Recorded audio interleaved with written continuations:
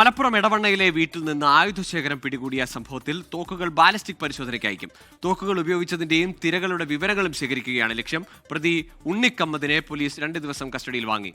ഇയാളുടെ വീട്ടിൽ നിന്നാണ് 3 റൈഫിളുകളും 200ഓളം വെടിയുണ്ടകളും കണ്ടെത്തിയത്. വിപിൻ സി വിജയ് ചേരുന്നുണ്ട് വിശദാംശങ്ങളുമായി. വിപിൻ, ഈ ഉണ്ണിക്കമ്മദിന്റെ ചോദ്യം ചെയ്യലിൽ കൂടുതൽ വിവരങ്ങൾ പുറത്തു വരുന്നുണ്ടോ?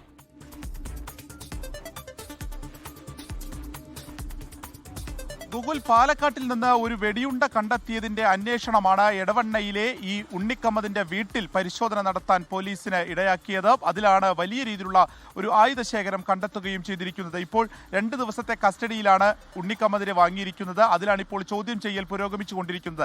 എവിടെ നിന്നൊക്കെയാണ് ഈ തോക്കുകളും വെടിയുണ്ടകളും മേടിച്ചത് തുടങ്ങിയിട്ടുള്ള കാര്യങ്ങളാണ് ശേഖരിക്കുന്നത്. അപ്പോൾ ഓൺലൈനിൽ നിന്നാണ് എയർ ഗണ്ണുകൾ വാങ്ങിയിട്ടുള്ളത് എന്നുള്ളത് പോലീസ് സ്ഥിരീകരിക്കുന്നുണ്ട്. മറ്റു തോക്കുകളുടെ വിവരങ്ങൾ കൂടി ചോദിക്കുകയാണ്. പ്രത്യേകിച്ച് 315 എന്നുള്ള ഒരു റൈഫിൾ ഇയാളുടെ കയ്യിൽ നിന്ന് കണ്ടെത്തിയിട്ടുണ്ട്. അത് പൊതുജനങ്ങൾക്ക് ലഭിക്കുമെന്നുണ്ടെങ്കിൽ പോലും അതിന് പ്രത്യേകമായിട്ടുള്ള ലൈസൻസ് വേണം. ഈ ലൈസൻസ് ഉണ്ണിക്കമ്മദിന് ഉണ്ടായിരുന്നില്ല. ഒപ്പം തന്നെ അതിൻ്റെ 54 റൗണ്ട് വെടിയുണ്ടകളും കയ്യിലുണ്ട്.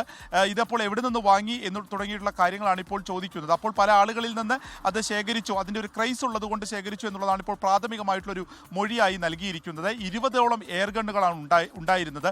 പക്ഷേ അതിലുപയോഗിക്കാവുന്ന തരത്തിലുള്ള തിരകളല്ല ഇപ്പോൾ ലഭിച്ചിരിക്കുന്നത് എന്നുള്ളതും പോലീസ് പറയുന്നുണ്ട്. ഈ മത്സ്യബന്ധനത്തിന് പോകുമ്പോൾ വലയിൽ കെട്ടുന്നതിന് വേണ്ടിയിട്ട് ഇത്തരത്തിലുള്ള പെല്ലറ്റ്സ് ഉപയോഗിക്കാറുണ്ട്. അത് സൂക്ഷിക്കുകയായിരുന്നു ഇയാളുടെ കയ്യിൽ എന്നുള്ളതാണ് ഇപ്പോൾ മനസ്സിലാക്കാൻ സാധിക്കുന്നത്. അപ്പോൾ ഇവയുടെയൊക്കെ വിവരങ്ങൾ ശേഖരിക്കുക എന്നുള്ള ഉദ്ദേശത്തിൽ കൂടിയാണ് ഈ ബാലിസ്റ്റിക് പരിശോധനയ്ക്ക് അയക്കാൻ ഇപ്പോൾ പോലീസ് തയ്യാറാവുന്നത്.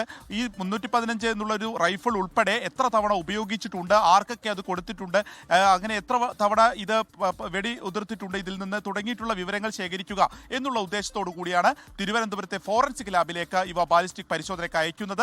2 ദിവസത്തിനകം തന്നെ ഇത്രയും ഒരു ആയുധം എങ്ങനെയൊക്കെ ശേഖരിച്ചു എന്നതിൽ കൂടുതൽ ഒരു വ്യക്തത വരുമെന്നുള്ളതാണ് പ്രതീക്ഷിക്കുന്നത്. ഇയാളുമായിട്ടുള്ള തെളിവെടുപ്പ് ഇന്നും നാളെയുമായി പൂർത്തിയാക്കുമെന്നുള്ളത് കൂടി പോലീസ് അറിയിക്കുന്നുണ്ട്. ഇപ്പോൾ ഈ ആയുധങ്ങൾ സൂക്ഷിച്ചിരുന്ന വീട് പോലീസ് സീൽ ചെയ്തിരിക്കുകയാണ്. ഗോകുൽ. ശരി, വിപിൻ സി വിജയനാണ് വിവരങ്ങൾ നൽകിയത്. തോക്കുകൾ ഒരു ഹരമാണ്, ക്രേസ് ആണെന്നൊക്കെ ഉണ്ണിക്കമ്മദ് പറയുന്നുണ്ടെങ്കിൽ പോലും അതിൽ അനധികൃതമായി തോക്കുകളും തിരകളും സൂക്ഷിച്ച വകുപ്പുണ്ട്. അതുകൊണ്ട് തന്നെ പോലീസിന് ചില സംശയങ്ങളുമുണ്ട് ആയുധങ്ങളുടെ കാര്യത്തിൽ. വിശദമായ അന്വേഷണത്തിലേക്ക്, ചോദ്യം ചെയ്യലിലേക്ക് കടന്നിരിക്കുകയാണ്.